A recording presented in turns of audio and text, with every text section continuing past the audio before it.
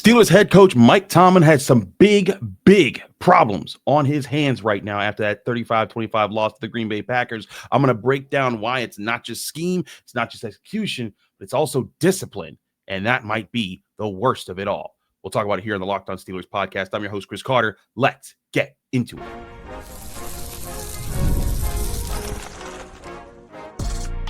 You are Locked On Steelers, your daily Pittsburgh Steelers podcast, part of the Locked On Podcast Network, your team every day.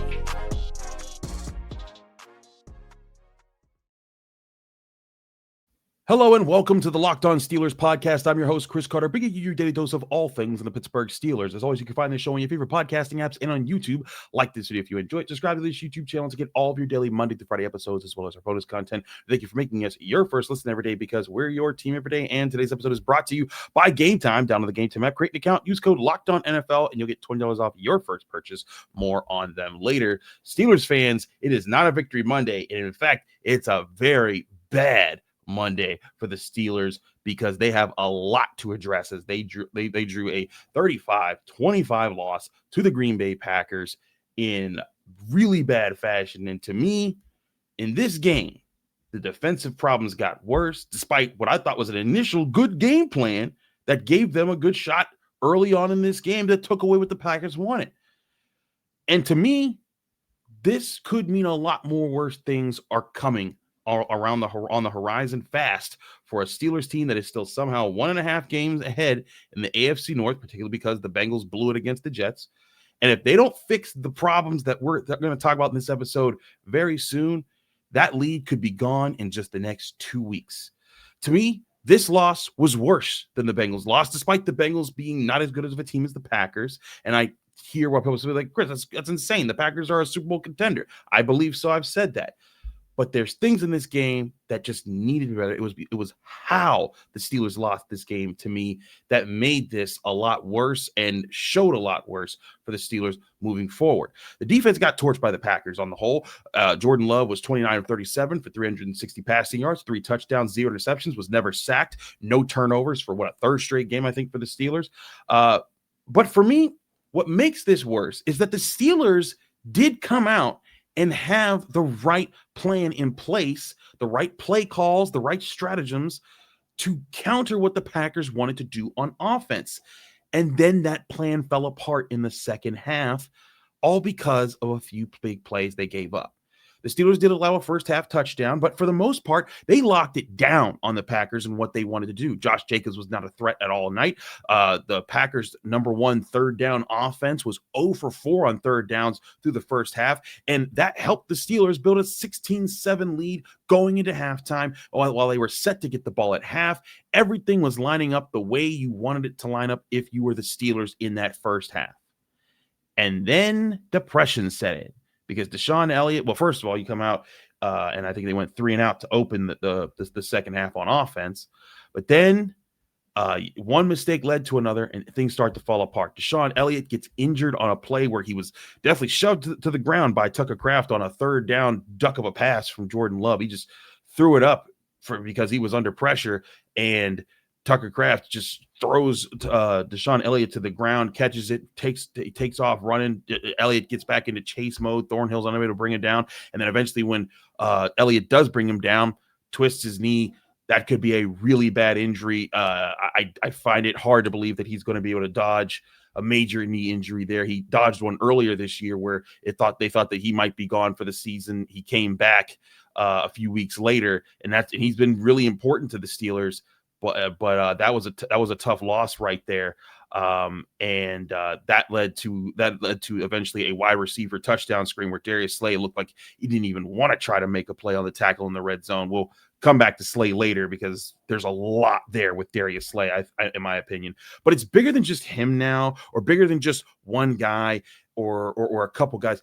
After that drive where they gave up that big play to Kraft and then the wide receiver screen, the mistakes grew, and they grew fast. They spread rapidly across the defense, and that mostly, and it was disappointing to see because they had mostly played a good game up to that point, and they had things in place to keep the game in check. Joey Porter Jr., who looked good in the first half, right? Broke up a pass on third down over the middle, started jumping out of position, giving up big holes in the defense, and that appeared to be the thing that we saw the most throughout the night. Players jumping out of their assignments to play hero ball, thinking that they were going to do something to make a play, cause a turnover, and compromising the defensive integrity of the concepts and schemes that they called. Then when that started to happen, guys completely left their assignments wide open.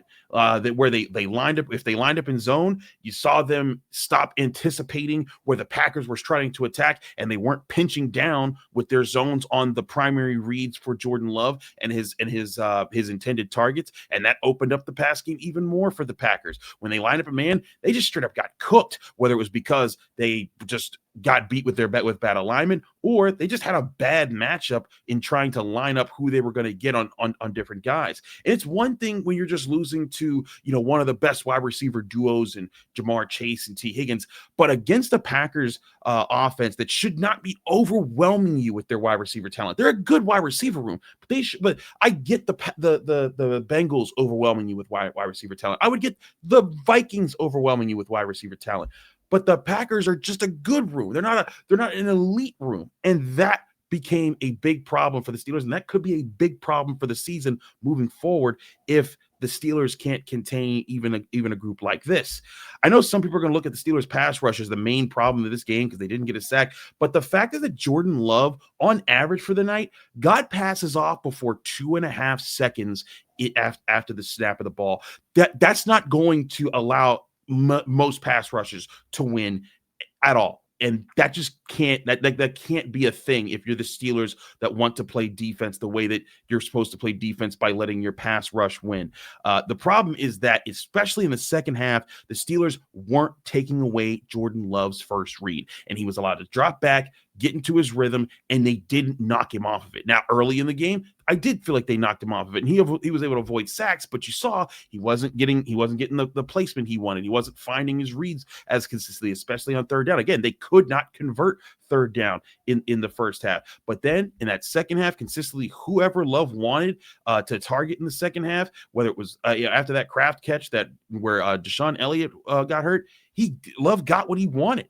And even when the Steelers had everything covered, Juan Thornhill allowed a duck of a pass to go right over his head that he should have intercepted, and that became an issue. It seemed like after that, and that led to another touchdown, there were just mistakes that compounded upon each other. And after the game, Tomlin acknowledged something that I thought was really important, that he did acknowledge that, and something he really hasn't before, that they needed to be better in several areas, especially when he especially acknowledged when it came to the plan, the problem that they put together, the problems that they saw in this game are repetitive problems that they've seen before. That's something that he's denied when we've talked to him, in his Tuesday press conferences and his post-game press conferences. In general, he has refused to talk about that. He talks to keep the focus forward, but listen to the way that he answers this question, and then listen to the way that he responds to my question at the end of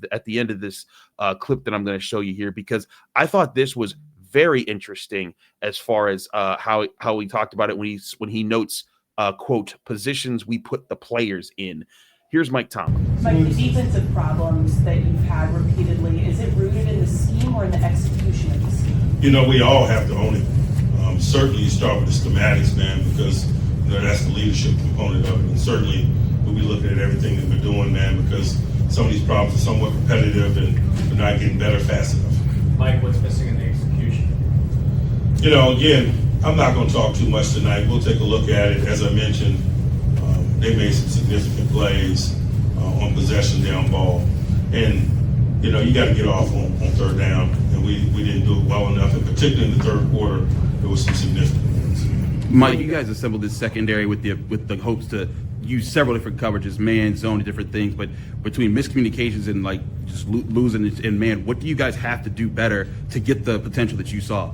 We just got to be better in all areas. And it starts first with the positions that we put players in. And so, as coaches, as players, as all of us, we own it. We'll be better. We have to be. that last part there where he said it's the positions we put players in, and he noticed it's coaches and players because there's a hand-in-hand part in that. That to me is the first real acknowledgement from Mike Tomlin that the Steelers' pass defense plan didn't work and needs to change. Now, this doesn't mean that Mike Tomlin hasn't thought about this stuff before, but he rarely throws stuff out there that can say, hey, there's problems here and there. There's probably, he will try to kind of circle the wagons, protect his guys, and deal with things in-house. That's a little different. And to me, that means he might be feeling like, hey, this is a bigger problem. And, if you remember last week when we talked to him on Tuesday, after the Bengals game, he talked about the run defense being the issue. And again, the run defense wasn't the issue in this one. They shut down Josh Jacobs. They really took away the Packers run game. It comes down to purely the pass defense, and especially the coverage and how the blitzes and the coverage, I don't think align real well right now. And if that is what Mike Tomlin's insinuating, that he's acknowledging it now and that things need to change, I think he's right. And in general, I think I'm a patient person. I don't overreact. I don't do knee-jerk reactions because oftentimes things balance out over time and things get figured out. But this secondary has shown consistently through 8 weeks now, 4-3. So that's 7 games, 8 weeks. You know what I'm saying? 8 weeks now that they cannot cover in man consistently well. And they haven't responded well in zone coverage when they're trying to pull off their disguises either. They've had their moments, but in general, they're still having these big problems, and something has to give, whether that's Terrell Austin, the defensive coordinator, being the play caller for the defense. That's one thing we can explore more as we get into the all 22 later in a day or two here. A major change in personnel usage, which we've discussed here on this show a few times, maybe some switches at outside corner, who plays what safety role, and that's going to have to change anyways if Sean Elliott's injury is as serious as it looked. Or maybe a switch in philosophy that has the defense and less single high safety looks, and maybe plays more Tampa 2 where they keep 2 safeties high to back up the cornerbacks. Or maybe it's all of the above. Either way, if the Steelers want to be a good team in 2025, they cannot afford the defense to play the way it has through the bulk of this first half of the season. They also need to be a more disciplined team. And Cam Heyward had some strong words on that. I'll explain more of why that's a big problem, and maybe even a bigger problem for Mike Tomlin to address. And we'll do that right after this break here on the Locked On Steelers podcast. I'm your host, Chris Carter. Stick with us. We'll be right back. But first, what I want to do this show is brought to you by Prize Picks. This episode being brought to you by Prize Picks. Every day we make decisions, but on Prize Picks, being right can actually get you paid. Don't miss the excitement of this football season with Prize Picks, where it's good to be right. Playing Prize Picks is such a fun, simple way to add more excitement to football. You just pick more or less on player projections like Josh Allen's passing yards or Saquon Barkley rushing for a touchdown, and you're in the game. Just pick more or less on 2 to 6 player projections, and you can turn your takes into real prizes all in less than 60 seconds. Playing Prize Picks is such a fun way to stay locked in for the season. It's quick, easy, and honestly my favorite way to follow along with football. Download the Prize Picks app today and use code LOCKEDONNFL for $50 in lineups after you play your first $5 lineup. That's code LOCKEDONNFL to get $50 in lineups after you play your first $5. Prize Picks, run your game. We're also brought to you by Rougiette. Let's be real. Making decisions doesn't solve anything. Making excuses doesn't solve anything. Excuse me for that. We've all heard them before. It's just stress. I'm tired. It happens to everyone sometimes. But when it comes to performance, sometimes your body just needs a little extra support. That's where Rougiette comes in. Rougiette.com offers fast-acting, doctor-prescribed treatments for ED designed to help you stop making excuses and start making moves. Rougiette makes it easy to get started. You just connect with a board-certified doctor, 100% online, no awkward waiting rooms, no in-person appointments. If prescribed, your treatment ships discreetly straight to your door. The process is fast, simple, and private, and it's all handled by real doctors. It's about confidence, connection, and getting back to the moments that matter. Visit RUGIET.com/LockedOnNFL to get 15% off your first order. That's RUGIET.com/LockedOnNFL and use promo code LockedOnNFL so that they know we sent you. Rougiette. Stop making excuses and start making moves.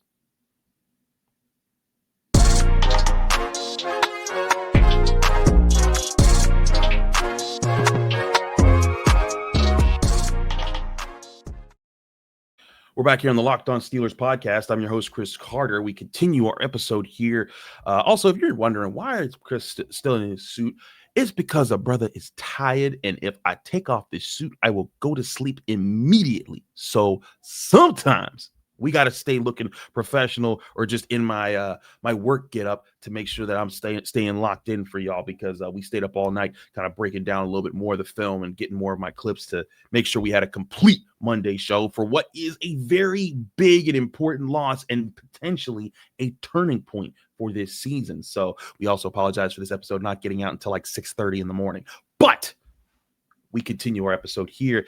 And again, I want to focus on discipline, because it would be one thing if the Steelers purely got beat because of talent. And I mean, listen, that might have been the biggest factor in the game because that led to a lot of the breakdowns for the Steelers on Sunday night. Because as I said, going into this game, the Packers are a Super Bowl favorite of mine. I picked them to make the Super Bowl. Granted, the team I picked them to play in the Super Bowl ain't looking too good because that's the Baltimore Ravens, but that's not either here nor there. The Steelers also lost in the discipline part of the game, and that's something we don't see all too often of late. Sure, sometimes they'll get caught in a bad alignment or a mismatch will happen, or you'll just get straight up beat. Those things happen. But discipline has rarely been the Steelers' issues of late, when the Steelers' problems get compounded by more and more mistakes, and then those problems start to stack. Again, the Steelers' defensive plan seemed to have several answers for the Packers early on. But once that big play to Tucker Kraft happened where Elliott got hurt, and then the other big play to Christian Watson where Juan Thornhill misplayed the deep ball, it was like the game plan went away and the players abandoned their roles. And that's not what you're supposed to do when things get tough. You're supposed to tighten up. Remember your keys that you studied on to focus on for this game. Play within the structure of what you're supposed to do and make the plays that you can within that structure. And unfortunately for the Steelers, that's not what happened on defense. When the Packers made big plays, the Steelers responded poorly. And Cam Heyward kind of called that out when I was asking him questions in the Steelers locker room. Listen to Cam Heyward kind of being a little honest about things in the Steelers locker room after the game. Cam, you guys talked about stopping the run going into this game, and you guys looked like you guys largely did stop the run, but still gave up a lot of points, a lot of yards. What do you guys have to do better to be better against the pass right now? You got to, versatile a lot better, man. I think this game kind of eroded in the second half, and big plays were, the death of us today. You're not going to be perfect out there, but you got to keep fighting. I just think there's a lot of ball and, not enough fight on our side. Do you think the fight problem is happening because of the big plays and you guys don't rebound well enough? Yeah, I don't think we handle adversity. That second half, it just kind of split open. If you get hit hard enough, you got to have answers for it. Part of being a professional is fixing your mistakes fast and answering those problems. I think this is a lesson we all can learn from. But hopefully it hits home fast. What's the challenge for a team with a lot of veterans to have a turnaround in the fight, in the response to adversity, or the message you guys have to have? It's not like there's a whole bunch of young guys who are adjusted to the NFL. Mm-hmm. A lot of these guys have experience. Yeah. Just learn from your mistakes. And you can't be perfect out there, but you can learn and see what a defense or our offense is trying to do for you. And then I think just owning it. I'm not, like I said, I don't think anybody needs to be perfect, but if you can own your mistake and make sure that disappears, that goes a long way. Where's your confidence level still in the defensive unit? Very high. I think the respond to adversity part of Cam's answer speaks volumes to what happened in the Steelers Sunday night loss. Once the problems emerged, especially on defense, the lack of commitment to their assignments grew. And then you even saw some players not following through on what their assignment was, even when they were in position to make the play. Like Darius Slay on that wide receiver screen to Savion Williams, it was just completely inexcusable. And frankly, So was a lot of Slay's efforts of late. He was in a position. Listen, the Packers did some good blocking up front, but Slay was left unblocked, could have pinned to the sideline and at least knocked Williams out of bounds. He does none of that. He barely puts an effort into the tackle, and Williams just kind of walks in for the touchdown. That's inexcusable effort, and that's not a rookie that has to learn the tenacity of the game. That's not someone who might have been caught up. That's Darius Slay, who's supposed to be the former All-Pro veteran that's making the right, striking the right tone, being a good locker room guy, being a good leader, showing an example of how to play tough even when things aren't going your way. And to me, that's a big problem if he's giving you that kind of effort on a very basic request of him in that position. And it's not just Slay either.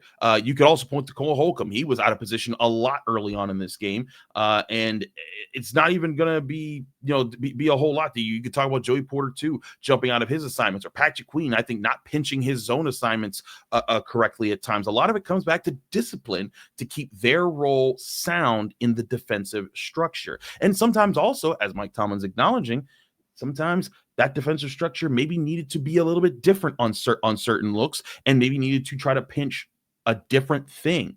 To me, that's the big thing the Steelers are focusing on. But now you also have to add dumb penalties into the mix, because Nick Herbig's penalty, I can kind of understand. Live, I missed Skoranek being hit, and so I thought, oh man, I just saw Nick Herbig coming in late. And again, this is kind of what happens when those mistakes get made. But Nick Herbig, came into his defense. He was getting hit late. Sure, that was bad, and that's forgivable. But DK Metcalf's personal foul penalty wasted a 3rd and 2 situation where the run game was starting to get back. They were starting to use the run game in the fourth quarter. They were going to try to use that to get back in it, and they still had a chance to turn a 3rd and 2 into a 3rd and 17, all because they got into an altercation and he tried to poke the guy in the eye or whatever. And at that point in the game, the Steelers were down just 10 points with 10-14 left in the fourth quarter. And the run game still could have impacted the game. They could have run the ball down the field, set up some play action, get a touchdown, and all of a sudden you're down 3 and you're still in the game. But then Metcalf's penalty makes it a 3rd and 17.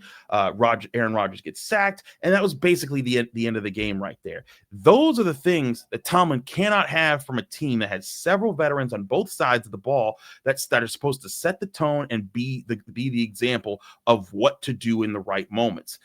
These should not be NFL vets being caught up with problems and causing more issues to the plans of the team, as when it comes to personal fouls and things like that. Tomlin has to stomp that out right now. And it's something that should have been stomped out before, but you saw it kind of creep up in this game as the Steelers' frustration started to compound more and more, tit for tat, more and more going back and forth with the Packers. That's not what you want to be as a team. That's not being disciplined. And I think even in the Steelers' losses this year, you could see, hey, they made a mistake here, but they didn't lose their heads. They weren't the ones being fiery and doing silly things. This was losing your head. And if this continues, that's going to be a really big problem, because it's going to lead the Steelers' frustrations turning to the more big mistakes, and it's going to make winning a lot harder. It's already been difficult for the Steelers this season with their tough schedule. They've had injuries, they've had growing pains, they've had all sorts of issues. But if that gets compounded with undisciplined football, whether that's abandoning your role in the defense or committing dumb penalties that cost you yards in important moments, this season is going to fully unravel, and fast. And I know some people are going to say, well, it's fully unraveled already.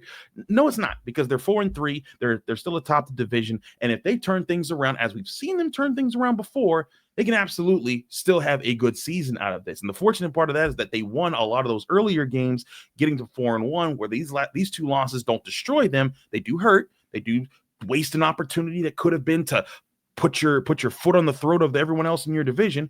But you're still in a position where you can, if you turn things around, you can control your season. And despite all the negativity that comes from a loss like this, I do think there were positives in this game, particularly because the offense did put up 25 points. They still weren't perfect, but I want to talk about something that's happening on offense that we said had to have happened this year if you wanted the Steelers to find a path moving forward in the coming seasons. We'll talk about that next year on the Locked On Steelers podcast, because the O-line balled out. I'll talk about that more here in a second on the Locked On Steelers podcast. I'm your host, Chris Carter. Stick with us. Be right back.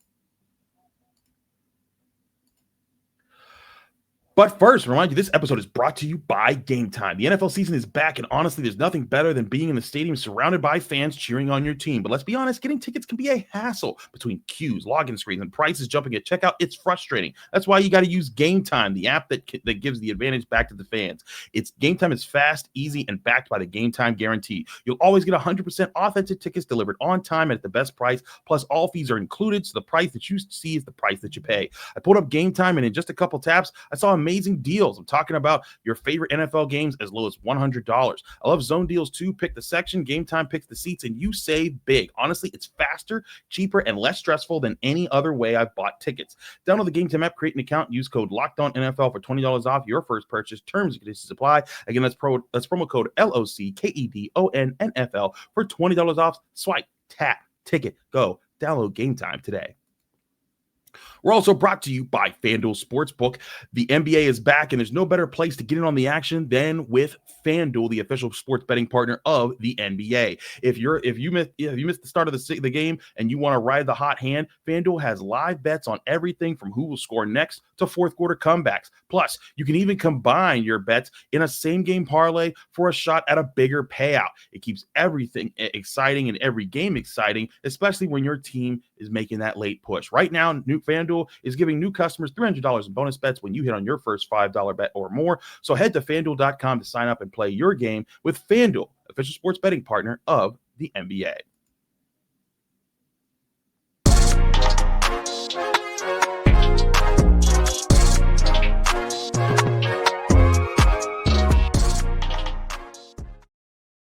We're back here on the Locked On Steelers podcast. I'm your host, Chris Carter. We've talked a lot of negativity about this game. And listen, I'm not trying to find a silver lining here. This isn't a silver lining segment, but I want to acknowledge something that I think is a thing. The Steelers offensive line is playing better and figuring things out. And that's kind of what makes the defense stinking up the joint so bad, so disappointing. I think what makes both of these losses is that there is an emergence in the team offense from the offensive line, especially in the run game. Against the Packers, which was one of the best run defenses in the country, like this is college football, the NFL, one of the best run defenses in the NFL. The Steelers ran the ball 18 times for 93 yards, an average of 5.2 yards per carry on a defense that had the second fewest rushing yards per game allowed in the NFL. And it was the fourth best at limiting yards per carry. They averaged going into this game allowing 3.5 yards per carry. Not only that, but the majority of Aaron Rodgers sacks, I thought, came from him holding on to the ball far too long and taking coverage sacks on plays where the offensive line mostly had a really good pass rush unit blocked up pretty well. Personally, I thought, and this is just initial review, I've done a little bit of quick review looking over just like the broadcast angles. I haven't had a chance to go over all 22 yet, so don't score at me if I'm wrong about some things and I come back tomorrow with my grades and I say, hey, I missed this here or there. Again, I'm recording this at like 5:30, 5:45 in the morning. But I thought Broderick Jones, Troy Fautanu, Mason McCormick all had very good games, and in my opinion, coming after the game live, I thought that they were on point. I thought that there were several big blocks in the run game that they all set up. I thought that they were really good in pass protection. I thought Broderick Jones threw some key blocks in the run game. It was very encouraging of his growth.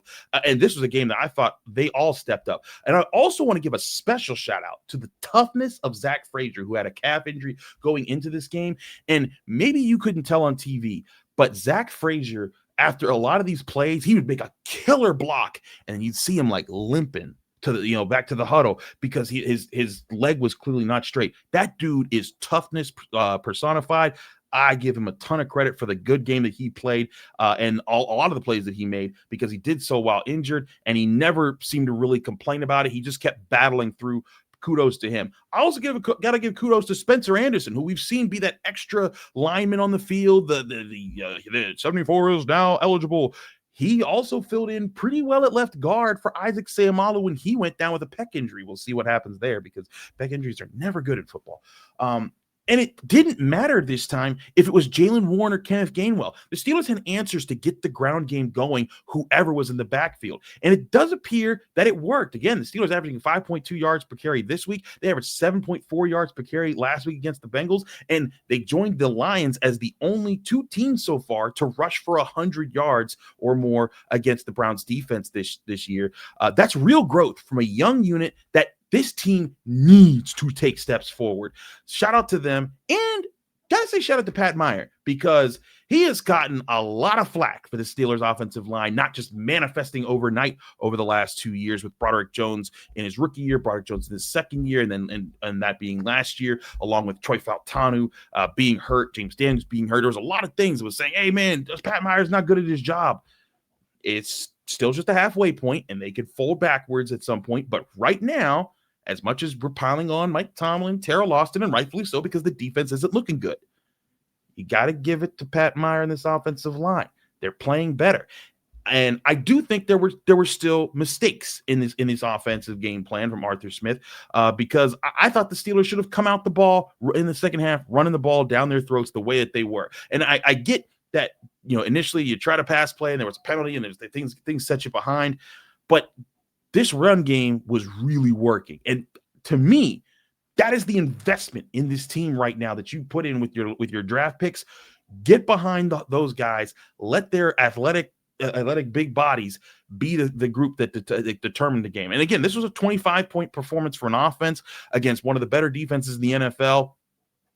I feel like I'm kind of splitting hairs here a little bit, but I did think they could have run the ball a bit more. They were not a good third down offense. They only converted 1 of 10 on the night, and the team lost time of possession again, this time 31-48 to 28-12. But still, I thought there were positive aspects of the young parts of this offense that could be promising moving forward if they continue to grow together. I thought Roman Wilson, second game in a row where I'm seeing him emerge and finding himself and finding his confidence. He made that first deep ball connection with Aaron Rodgers, where I was like, oh, okay, Roman Wilson, and got his toe tap in. And then late in the game, that touchdown, granted, what is the catch in the NFL? I don't know, man. Like, I just know that call would not have stuck in a few years ago. But either way, great effort. He finished the play. He got the touchdown. Good for him there. That's 2 impressive deep ball catches for Roman Wilson. And then Aaron Rodgers, despite the sacks that he took that I did think were rough, he still looks the part of the quarterback who can command the field. Still made some amazing throws. The defensive pass interference penalty that he got that he drew with Calvin Austin with the deep ball that he threw. It was an impressive throw, kind of off his back foot that just underthrew it, but put the defender in a tough spot where he had to face guard. It was a good defensive pass interference call, and it saved the Steelers' drive. And that led to their touchdown pass to DK Metcalf. I thought that he was impressive there. I thought also his deep ball to Metcalf that didn't get caught because it was a really good breakup. But I thought that was another great throw. He had several great plays. He also drew them off sides on a key play and threw a really good ball that Roman Wilson should have caught on third down. Granted, they didn't get the offsides call. I don't know how they didn't get the offsides call, but again, I don't think that's the big thing here. I think the Aaron Rodgers finished the game 24-36, 219, 2 touchdown passes, efficient, getting the job done.